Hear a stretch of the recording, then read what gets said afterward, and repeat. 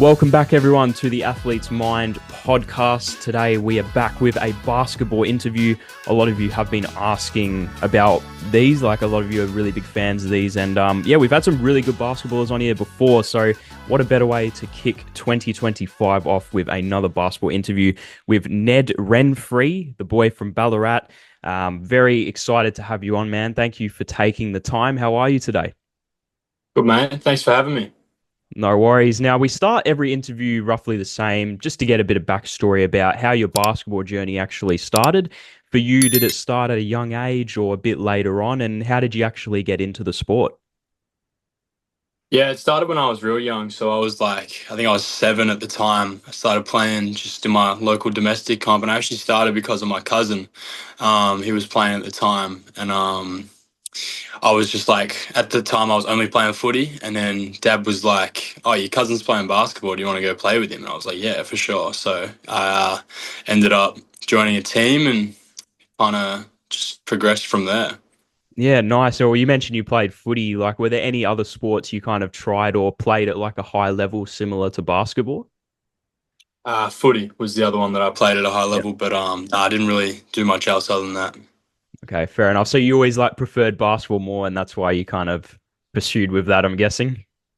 I mean, no, I made the decision to split footy and basketball last year when I got back from Germany. I was really on the fence up until then, jumping back and forth at times. Like at the start of footy season, I'd really go hard for footy, and Mm, then whenever it was the off season, I was really playing basketball the whole time. So it was really quite an interesting process for me. And even then, I've still got a lot of interest for me to come back and play footy once I'm finished at college. And mm. so I've got a few clubs knocking on the door as well. That's really good, man. Yeah, it's an interesting one. A lot of people we interview on here are like always like juggling two sports. Footy and basketball is definitely a popular one. But I guess at the end of the day, you got to go where your heart is. And yeah, so that's good, man. Now, you have recently committed to a Div 1 college, which we will get into more a bit later. But was there a particular point in your basketball career where you kind of knew like, oh, I can actually take this to a higher level?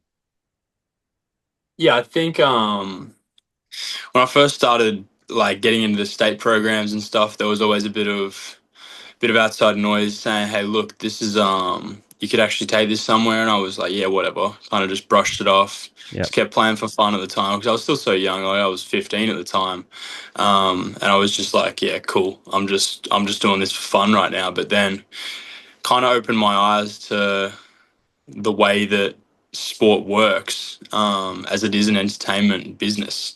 So I Yeah. think people were kind of trying to look and get in my good books early so that down the line they could kind of hopefully sign me somewhere or something like that.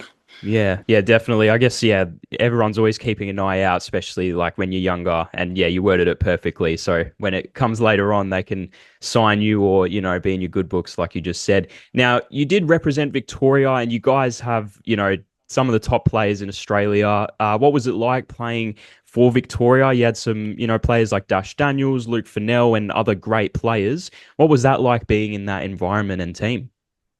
It was an interesting tournament. I always enjoy my time playing for my state. And I feel like I try and represent the V with the utmost respect and with pride as well. You know, knowing some of the players that have come before me, it's a huge honor to be able to pull on the same jersey as them and kind of follow their footsteps in a way to ultimately achieving a gold medal at the nationals, which unfortunately we weren't able to do this year. But last year I was lucky enough and um, was able to get a gold medal at the nationals last year, and that was an amazing feeling. Yeah, for sure, man. And I'm kind of curious to know since you had like such like top talent for Victoria, what was like the training environment like? Do you think that was part of the reason why you guys were so competitive because top players were pushing each other at training? Our our lead up to nationals this year was pretty broken. Just because of we had guys because they were such talented guys. They're all over the place. So Mm, we had only had two full training sessions with the whole squad. Wow. And I don't want to. I hate making excuses, so I'm not gonna say that's why we lost. And I'm sure, and it is definitely not why we lost. Like there were a lot of factors as to why we didn't end up getting to where we wanted to. But at the end of the day, it was on us at the end of it. But in the training environment, no, it was competitive for sure, and really enjoyed to kind of have those guys there to be able to kind of bounce stuff off, but then also like be able to get after them and be a teammate to them that's trying to make them better and allow them to get me better as well. For sure, yeah. I guess it definitely is a big factor, like with training, because at the end of the day, that's where you build your team chemistry. You can be as good of a player, but if you don't work well as a team, then yeah, that can definitely be a big factor, as you said. Now, one of your standout performances was against Queensland in the first match of the under 20s nationals. You had 25 points, and may I add, in 18 minutes of play. Being kind of like one of your last games representing Victoria, do you think that was like a big motivating factor as why you performed the way you did? Most definitely. Like I said, every time I pull on that Victorian jersey, it's a different feeling. You know that you've got so many people watching, like looking on, that have worn it before, and you see those guys like turning up to watch games, or they're watching online. It's surreal, but I think yeah, being the last tournament where I'm going to be able to wear the big V was kind of a motivator for me for sure in the lead up to try and perform my best, and then eventually kind of get to come out and perform in that first game, and kind of just had the keys at the start. Just when I came in, knocked a couple triples, and then it was just going from there. For sure, man. And now I did want to talk a little bit about the Australian squad. So you were a member of the under 17s. What was that like whole experience like? There's a few people I've had on here talk about it, and obviously being able to represent Australia is a true honor, I can imagine. So what was that like for you? It was yeah, it's the ultimate honor. Like pulling on the green and gold is probably like you hear NBA guys winning a medal for Australia at the Olympics the other year was more important to them than winning an NBA championship, and that kind of puts it in perspective for a lot of people that it is so important to these guys to be able to represent their country well, and taking that mindset into my um, my time in the green and gold, which I spent at the under 17 Oceania tournament. I think I was thinking about that a lot, and just extremely like prideful and proud of everything that come before me, and myself for kind of being able to put myself in the position to go and play for my country.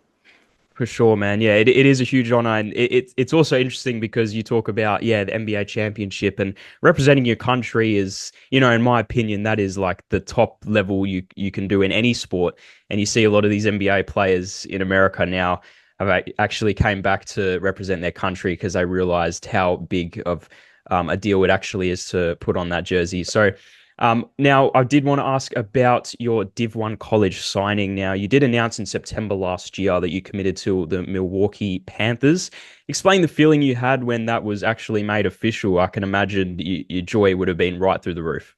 Yeah, it was pretty awesome. Not usually a super over the top guy, but I certainly was I was pretty happy with the way things went down with Coach Lundy over in Milwaukee, and Coach Jake Williams, that helped me through that process from Milwaukee, and then obviously my family and a good friend of mine, Jeff Van Groningen, helped me a lot with the process through that, and then it was amazing. I had so many people reach out to me, and I was just taken aback almost just from all the coaches that I'd had over the years reach out to me and congratulate me and stuff. So I was really humbled by the experience first of all, and then super excited about what's to come. That's awesome, bro. Now, correct me if I'm wrong, but you have actually already had like checked out the campus at Milwaukee?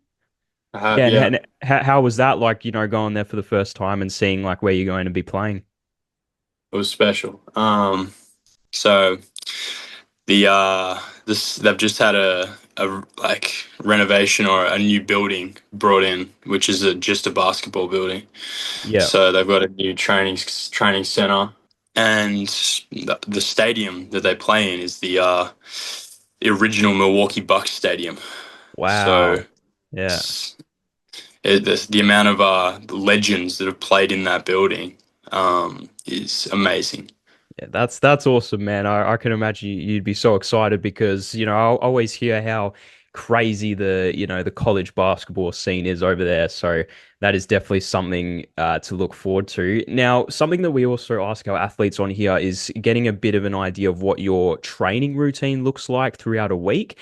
Um, how often are you training a week? I know it can vary with all the different like teams you play for at once, but from Monday through to Sunday, how often are you training and what does this sort of consist of?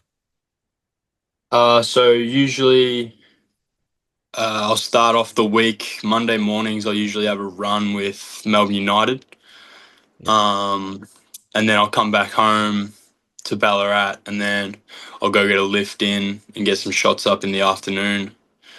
Um, and then the next morning I'll get up again, go lift and shoot, and then in the afternoon on Tuesdays, sorry, evening on Tuesdays, we've got NBL one training with the minors, so getting ready for the NBL one season now.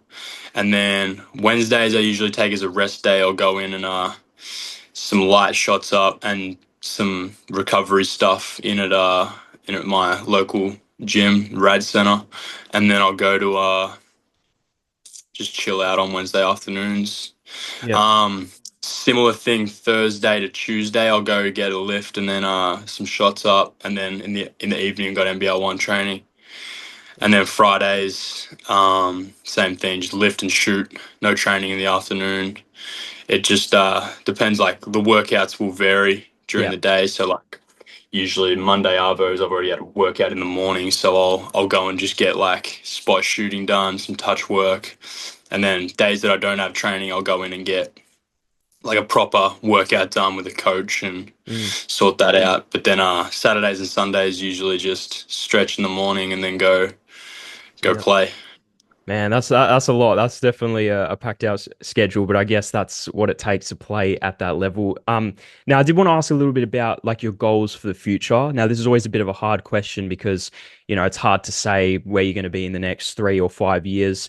But what are your goals in the next couple years for basketball? Like I know you mentioned that, you know, footy might still be on the card like way down the line, but talking about, going to Milwaukee, like, do you have specific goals that you want to achieve and you've put in place for yourself? Yeah, I do. I think just at Milwaukee, I want to be able to just become a part of that historical franchise that is the Milwaukee Panthers. Like they've had like so many guys come through there and just be good pros and everything, and be another one of my coach's pro players that he's had.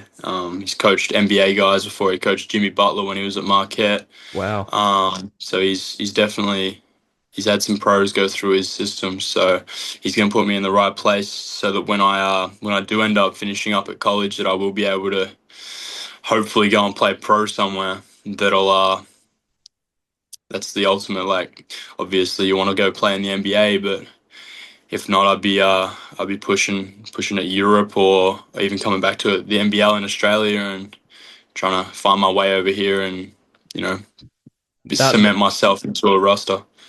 That'd be awesome, man. Like even like Europe has a very competitive league, and the NBL, you've seen how that has grown over the past few years.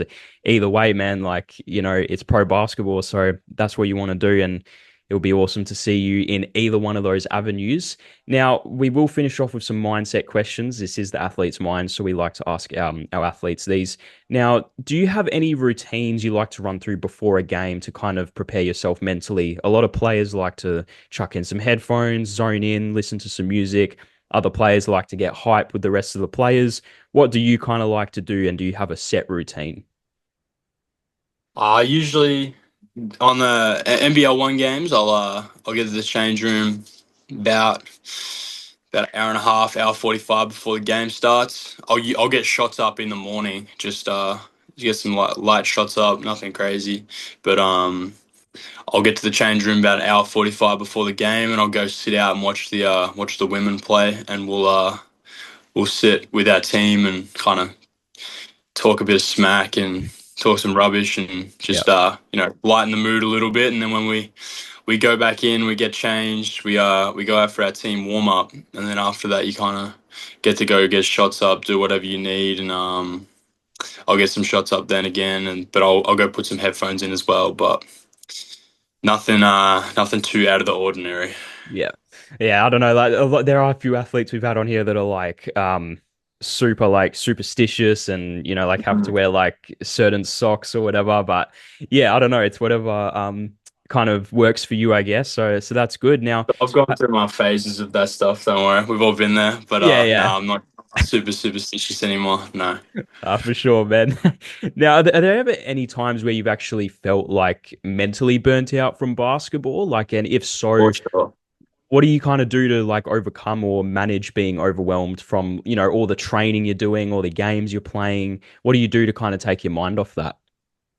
I um I talk to people, so I'll go just hang out with people. So I go hang out with my cousin, hang out with my best mates, and you just got to communicate these things. Like if you are feeling burnout, like tell your coach because your coach is obviously like they want you to be in the best shape possible to play the best that you can. If you need to take a week off training or a week off of something just to reset your mind and be in a better space afterwards, it would be it's a way better route to take than just keep banging your head against that wall and just trying to get over it by just training more because it's just not going to happen.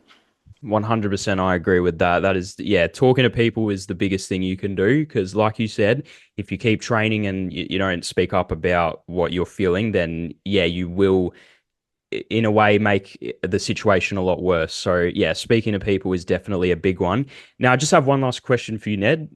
If you could give any advice to younger basketball players that want to play at a higher level, from your experiences, like what would you kind of say to them and what advice would you give to them to help them reach a high level? I'd say find your point of difference and then be the best at that specific thing. I rate that, man. So to elaborate on that, like say myself, I know that I'm not the tallest guy on the court, but I can be the toughest guy on the court. Like I can go and hit people. I can make myself felt on the court because of things that I do. Like I can talk to people. Like I can go and like beat up people on defense. Like it's just kind of something that you need to be able to find. Like that you are the best on the court at all times at that one thing, Yeah. and that will take you a long way. For sure, man. Yeah, finding your strength and then tapping into that, that is definitely a big thing in all sports as well. So thank you so much for joining us today, Ned. We really appreciate you taking the time. We understand, like, how busy you are with basketball and all that. So yeah, thank you so much. And we wish you the best of luck in Milwaukee and your future career in basketball. Appreciate it. Thanks for having me. Now, everyone, this will be on Spotify and our main platform, YouTube. Go and check it out and chuck Ned a follow. Keep an eye on his career. You definitely do not want to miss it. And yeah, we'll catch you guys in the next episode of The Athlete's Mind. Thank you.